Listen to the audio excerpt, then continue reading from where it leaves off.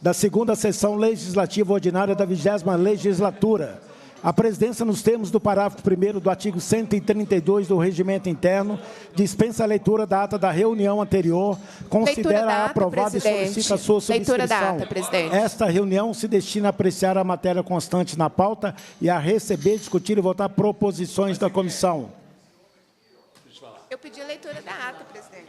Passa-se a primeira fase do ato do dia, que compreende a discussão e a votação de pareceres sobre proposições sujeitas à apreciação do plenário. Projeto de Lei 2238, 2024, em primeiro turno, de autoria do governador do Estado. Está suspensa a reunião. Continuar com a reunião às 13h30, ok? Combinado? Do IPSENG. Combinado? 13h30 está reaberta a sessão. Ok? Eu prorrogo a reunião até as 16h15.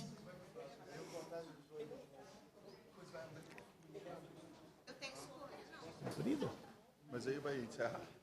Isso, aí já vão convocar agora para 6 horas também. Já deixa convocado. Vai que o e-mail tem que hora não abre. Pois é, prorroga até 16h15. Isso, e agora vamos encerrar. Informo que em reunião anterior foi distribuída em avulso parecer do relator, deputado Zé Guilherme, que opina pela rejeição das emendas de 1 a 15 e 17 e 18. Sobre a mesa, requerimento. A deputada que subscreve requer de Vossa Excelência, nos termos do regimentais, seja submetida à votação nominal o requerimento para que seja retirado de pauta o projeto 2238-2024, governador do Estado. Autora, deputada Beatriz Cerqueira. Para encaminhar, presidente? Para encaminhar, deputada Beatriz. Presidente, boa tarde. Boa tarde a todos os colegas que estão compondo o quórum desta comissão. Deputado Cristiano Silveira, meu colega de bloco e de partido, Dorgal Andrada, João Magalhães, Zé Guilherme, Sargento Rodrigues e Tito Torres. E já tem ali o CISIPSENG acompanhando as discussões, a associação, que representa os profissionais do magistério, do Colégio Tiradentes, também está presente. Nós estamos na reta final da tramitação desse projeto em primeiro turno. Eu quero explicar tanto aos colegas quanto a quem está nos acompanhando. O objetivo dos requerimentos é promover mais um pouco do debate sobre os impactos do projeto de lei 2238 na vida dos milhares de servidores, dos seus familiares, dos pensionistas, porque esse é um projeto prioritário para o governo. O governo errou na tática, né, quando, no início do ano, ele encaminhou o projeto de lei 2238, do IPSENG, o 2239, do IPSM, o projeto de lei do reajuste, e aí embolou o meio de campo, né? Ficou tudo embolado. O governo entendeu o erro tático dele ter trazido vários assuntos dos servidores ao mesmo tempo, assuntos que traziam insatisfações, e aí o governo, então, ele se reorganizou. Ele manteve a tramitação do projeto de lei, que era sobre o reajuste, e o projeto de lei do IPSENG e do IPSM, eles não continuaram a sua tramitação. Passada a discussão e votação do projeto de lei do reajuste, aí o governo, então, começa a se esforçar pela tramitação do projeto de lei 2238, que é sobre as alterações do IPSENG, separando as discussões do IPSENG e do IPSM. Então, aqui eu faço o primeiro alerta, que o que nós estamos enfrentando é uma mudança de tática do governo Zema. O governo Zema ele não se convenceu de que tem que preservar o IPSM. Se ele tivesse se convencido, ele teria retirado da Assembleia Legislativa... Ele teria retirado da Assembleia Legislativa o projeto de lei 2239. Como ele não fez isso, então ele pretende, em algum momento, retomar a tramitação do projeto de lei que traz implicações profundas ao IPSM, ao Instituto de Previdência dos Servidores Militares. Eu quero lembrar essa trajetória exatamente porque nós estamos diante de uma mudança de tática do governo Zema. Então, ele entendeu que, se ele fosse assunto por assunto, ele teria menos desgaste, ele conseguiria juntar os votos necessários, tanto em comissão quanto em plenário, para tentar avançar com o projeto dele. Nós precisamos nos perguntar por que esse projeto de lei é tão importante para o governo. E eu vou responder. Porque, primeiro, o governo quer atender interesses privados com a venda de 6 imóveis que estão no projeto de lei. Então, o interesse do governo não tem a ver com melhorar as condições do IPSENG. Os imóveis que estão descritos para venda no projeto de lei, se eles fossem bem administrados pelo IPSENG, eles dariam melhor retorno financeiro ao IPSENG do que a sua venda. Na tramitação do projeto de lei, que está aqui na Comissão de Fiscalização Financeira e Orçamentária, se nós pegarmos cada um dos laudos desses imóveis e somarmos, o governo vai conseguir em torno de 46 milhões de reais pela venda dos 6 imóveis. Um pouco mais, um pouquinho menos, mas é em torno disso. 46 milhões para o Instituto, que, segundo o presidente do Instituto, está com um déficit para 2024 de 118 milhões, a venda desses imóveis sequer resolveria o déficit de 2024. Então, a venda dos imóveis não tem a ver com as necessidades do Instituto de Previdência. 6 imóveis, 5 em Belo Horizonte, deputado Cristiano, e 1 em São João del Rei. Os imóveis em Belo Horizonte são imóveis muito bem localizados. São João del Rei, deputado, está lembrando que também é muito bem localizado. O que quer dizer que eles são alvo de grande interesse de grupos privados. Então, esse projeto de lei, o primeiro ponto dele, ele atende grupos privados que querem ter acesso a esses imóveis, mas que, por outras vias, não conseguiriam. Então, o primeiro objetivo desse projeto de lei diz respeito a interesses privados de grupos que querem comprar imóveis que hoje pertencem ao IPSENG. Eu tive a oportunidade de visitar alguns desses imóveis, e um desses imóveis é onde está localizado o Centro de Arte Popular. Eu estive lá. É um centro importante, que eu peguei o material deles, que tem exposições temporárias, exposições permanentes, recebe estudantes, está no circuito cultural ali da Praça da Liberdade e, portanto, exerce uma função importante para Minas Gerais e para Belo Horizonte, nesse circuito aí cultural da Praça da Liberdade. Esse é um dos imóveis que o governo quer vender. Quando eu estive lá no Centro de Arte Popular, eu fui informada de que alguns grupos já tinham ido ao centro para conhecer o imóvel. Então, nós estamos diante de interesse privado. Perto desse Centro de Arte Popular, que é um imóvel que o governo quer vender, sem dizer para onde iria o Centro de Arte Popular, tem um outro imóvel, que, quando eu visitei, foi no primeiro semestre, ele estava ali em algumas reformas. Era um imóvel que poderia atender bem demandas do próprio IPSENG, mas que o governo afirma não ter... o governo não, o próprio presidente do IPSENG afirma que o IPSENG não tem interesse em manter esse imóvel. Então, acho que o primeiro ponto sobre esse projeto de lei é a gente entender os interesses que estão permeando a tentativa de finalizá-lo, a tentativa de aprovar os 2 turnos no plenário da Assembleia. O grande ponto é esse: vai atender grupos privados que querem comprar esses imóveis e que, portanto, o Estado precisa ter autorização para a sua venda. Esse é um primeiro ponto que eu acho que merece destaque, porque nós estamos falando de patrimônio público. Estou atrapalhando ninguém não, né, gente? Obrigada. Fica difícil. Eu sei que é difícil me escutar. Também é difícil obstruir sozinha. Então, estamos chegando aqui num acordo, que eu sei que é difícil me escutar, mas também é difícil fazer obstrução. Então, cada um tem sua dificuldade, né? Eu tenho as minhas, os colegas têm a deles, e a gente vai dando tudo certo. Não sei para quem, mas vai dando tudo certo. Eu dizia, então, dos interesses, né, do governo do Estado com esse projeto de lei, que é o 2.238. Obrigada. No projeto de lei, tem um laudo, depois de muita briga, né? Eu acho, deputado João Magalhães, que esses laudos chegaram aqui na Comissão de Fiscalização Financeira e Orçamentária. Eles nem estavam disponíveis no início da tramitação. Então, olha só, os imóveis, que são 6, nós temos os valores, de acordo com o laudo que está ali apresentados na tramitação do projeto de lei. O valor mínimo desses imóveis seria de venda de R$ 46.681.069. Um valor médio de R$ 51.160.260.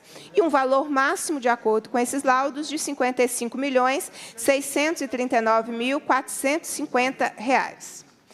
Nós vamos totalizando aí, o governo vai conseguir arrecadar, vendendo os 6 imóveis, entre 46 milhões e 55 milhões. Vamos lembrar que o déficit do IPSENG, de acordo com o presidente, é de cerca de 118 milhões. A venda dos imóveis não resolve a situação do Instituto de Previdência. Então, na minha primeira fala, presidente, eu quero, dessa reta final, de tramitação do projeto de lei, eu quero alertar sobre os reais interesses e do conteúdo do projeto de lei que está na pauta para votação aqui na Comissão de Fiscalização Financeira e Orçamentária. E o primeiro é exatamente o interesse de grupos econômicos que querem comprar imóveis que são hoje do IPSENG e que o governo não veria outra oportunidade se não tentar dar uma falsa ideia de que a venda dos imóveis atenderia a interesses do Instituto. Nós já vimos que não atende a esses interesses. Então, essa é a minha primeira consideração no primeiro requerimento, presidente. Obrigado, vai encaminhar, deputado presidente. Sequeiro. Vai encaminhar, deputado Sargento Rodrigues. Presidente, eu apresentei... Pela ordem, presidente. Pela ordem, deputado Sargento Rodrigues. Presidente, eu vou ser breve no meu pela ordem. Eu também apresentei requerimentos para que eu pudesse fazer o processo de obstrução, até porque o PL 2238, nós fizemos enorme obstrução para que ele pudesse ser aperfeiçoado, presidente. E, infelizmente, a gente assiste o governo de forma muito passiva nesse processo, não entendendo. Eu fiz diversos apelos ao nosso líder de governo, o deputado João Magalhães, fizemos reuniões, inclusive, na presidência, com a presença do próprio presidente da Assembleia, fazendo apelos diretos ao líder de governo, aos demais líderes, porque essa matéria, eu apresentei 18 emendas em plenário, numa tentativa de corrigir diversas injustiças com os servidores que dependem do IPSENG. E, presidente, a gente percebeu claramente que o maior prejudicado, o servidor que mais está sendo prejudicado nesse projeto de lei, são aqueles de baixa renda. São os que recebem menos, são os que recebem menor salário, estão sendo mais impactados. E estão sendo impactados, deputado Tito, é um apelo que a gente tem feito aqui. Eu separei aqui as emendas que eu fiz ao projeto, foram 18 emendas no plenário, 17 foram recebidas e veio aqui para a comissão. Eu destaco aqui a emenda número 1, caso o titular da remuneração, provença, pensão por morte, bolsa ou pagamento vitalício, em montante inferior ou igual a 2 salários mínimos, então a gente vai aqui na questão da faixa salarial, emenda número 1, que eu estou aqui destacando, que eu julgo, inclusive, as mais relevantes, são várias. Emenda número 11, a gente suprime o parágrafo 4º do artigo 6º. Esse parágrafo 4º prevê que o reajuste será pelo índice que o governo dará de aumento aos servidores, contudo, o IPSENG é aderido por várias categorias de servidores e nem todos têm aumentos anuais. Então, é outra falha do projeto. A emenda número 14, desse a seguinte redação, parágrafo 5º do artigo 6º do projeto. Caso o titular receba remuneração, provença, pensão por morte, bolsa de atividades especiais ou pagamento vitalício em montante inferior ou igual ao valor do teto do regime geral de previdência social, a contraprestação pecuniária observará os seguintes parâmetros. a alíquota de 3,2 para o titular e cada um dos seus dependentes, ressalvados os filhos menores de 21 anos, observado o limite máximo de R$ 250 e valor mínimo de R$ 30 para o segurado e cada um de seus dependentes. Inciso 2, R$ 30 para cada filho dependente que tem idade igual ou superior a 20 anos e inferior a 39 anos de idade. Emenda 15, caso o titular receba remuneração, provência, pensão por morte, bolsa de atividades especiais ou pagamento vitalício em montante inferior ou igual ao valor do teto do regime geral de previdência social, a contraprestação pecuniária observará apenas a alíquota de 3,2. Emenda número 16, desse a seguinte redação ao parágrafo 5º do artigo 6º. Parágrafo 5º. Caso o titular receba remuneração, provência, pensão por morte, bolsa de atividades especiais ou pagamento vitalício em montante inferior ou igual ao valor do teto do regime geral de previdência social, a contraprestação pecuniária observará apenas a alíquota de 3,2%.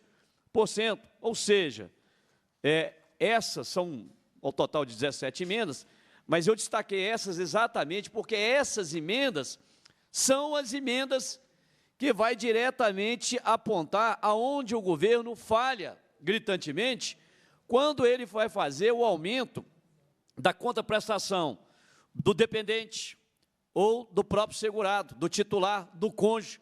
Então, é o titular, o cônjuge ou o dependente por faixa etária, por teto, o teto do regime, pela faixa salarial. Então, tudo isso são sugestões, presidente, que a gente tenta mostrar para o governo. O governo está errando aqui. O governo está penalizando quem ganha menos e está sendo sacrificado. Então, o apelo que a gente faz, presidente, eu não vou também poder ficar aqui muito tempo, eu tenho que acompanhar a tramitação da PEC 34, às 14 horas, lá no plenarinho 4, aliás, é aqui mesmo. É aqui mesmo. Inclusive, o deputado João Magalhães e o deputado Tito Torres são titulares. O deputado Dorgal Andrada é suplente, inclusive. Não, podemos ficar aqui mesmo, presidente, podemos ficar aqui mesmo. O deputado Eli Tarquínio é o deputado mais experiente, portanto, vai presidir a DOC, a PEC, a proposta de emenda constitucional, e ela, deputado Dorgal, é uma que, inclusive, o deputado Zé Guilherme tentou me ajudar, mas o governo, mais uma vez, cometeu outra atrocidade, que é a PEC que trata da imunidade tributária previdenciária agora para os militares, que para os servidores civis, elencando o rol das doenças incapacitantes, que são 10, o governo atendeu, mas ficou faltando os militares. E aí, depois de muito custo, deputado Zé Guilherme, o governo entendeu, falou, olha, o deputado Sargento Rodrigues tinha razão, eu não posso conceder uma imunidade tributária para um servidor e deixar o outro, porque a imunidade ela só é feita por causa da doença incapacitante, não pela se ele é policial civil ou militar, se ele é bombeiro ou policial penal. Então, assim, a gente mostrou isso várias vezes. Quando eu fui explicar para o doutor Eli, que é médico, que acabou de retornar aqui, inclusive feliz, muito feliz com o retorno do doutor Eli Tarquínio, né? A pessoa que eu tenho uma enorme estima, fui falar com ele e falou assim, uai, mas não é pela doença não, sargento? Falou, não, mas o governador Romeu Zema disse que se ele for militar, ele pode ter qualquer coisa que para ele não faz diferença, não. Então, presidente, eu entendo que o governo está errando e eu continuo fazendo um apelo ao deputado João Magalhães. O deputado João Magalhães sabe que o governo erra quando trata dessa faixa salarial, que estão sendo penalizados. É preciso amenizar. O governo quer fazer alguma alteração? Bacana. Que o governo faça a alteração, mas que o governo seja mais habilidoso, mais inteligente na hora de propor o projeto e não sacrificar exatamente os servidores públicos civis que ganham menos. Então, a gente colocou aqui, inclusive, a faixa salarial de até 2 salários mínimos no momento. A gente fala do teto, do regime geral de previdência social, e a gente mostra claramente, olha, como é que eu sou o titular, vou pagar acima de 59 anos, vai pagar o mesmo valor para o cônjuge. O corte que tinha do filho até 21 anos deixa de existir. Então, estão sacrificando exatamente o servidor que ganha um menor salário vinculado ao IPSENG. Então, por isso nós apresentamos essas emendas, nós fizemos uma obstrução ferrenha a esse projeto, entendendo que prejudicava servidores, e aqui nós estamos novamente fazendo um apelo ao presidente da comissão e ao deputado João Magalhães: analise as emendas com atenção, analise as emendas com outro olhar, não fique preso apenas a uma orientação de governo, orientação, infelizmente, os técnicos do governo não têm sensibilidade humana, igual tem deputado. Os técnicos do governo parece que não enxerga a pessoa, o ser humano, que está ali servindo, ora numa sala de aula, ora no hospital, ora na unidade básica de saúde, ora dentro de uma delegacia, ora dentro de um quartel. O governo não consegue ver a pessoa humana que está lá na ponta da linha. E são esses que fazem a entrega da política pública. Não é secretário de Estado, não é subsecretário, não é governador, não é vice-governador. Eles não entregam política pública nenhuma.